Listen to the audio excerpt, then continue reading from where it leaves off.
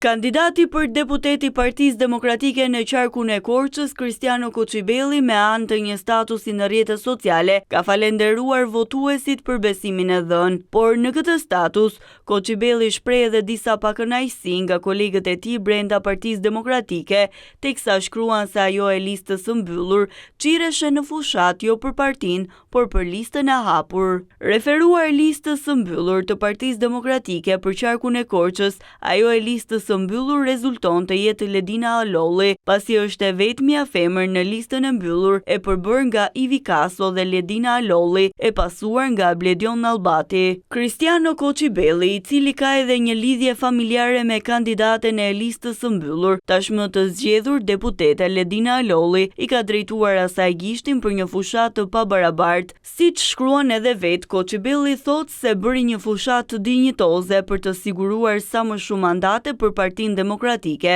Kristiano Koçibelli është një emër që në fakt garoi me dinjitet në Korçë, siguroi vota edhe më shumë se edhe deputet që kanë prej vitesh apo kandidat që kanë pasur pretendime të larta. Në qarkun e Korçës, në fakt, gara ishte e pabarabartë, me individ që bllokuan zonat e tyre dhe nuk lejoni kandidat tjetër të mblidhte vota, me përplasje brenda llojit, pazare me kundërshtarët. Në rastin e Kristiano Koçibellit, kemi të bëjmë me një kandidat i cili jo vetëm zhvilloi një fushat dinjitoze, por edhe çdo ditë të punës së tij e përktheu në votë. Pas përfundimit të procesit të numërimit të votave edhe për kandidat, rezulton se unë ka marrë 5206 vota, kandidati i dytë më i votuar në qarkun e Korçës nga Partia Demokratike. Faleminderit nga zemra për çdo votë, për mbështetjen tuaj ndaj emrit tim, për besimin, për bisedat që kemi zhvilluar së bashku, për takimet me orë të gjata. Dua t'i kërkoj ndjes familjes sime të cilës i ka munguar për gati 40 ditë, prindërve të mi të cilët mërziten dhe emocionohen nga garat që ne zhvillojmë.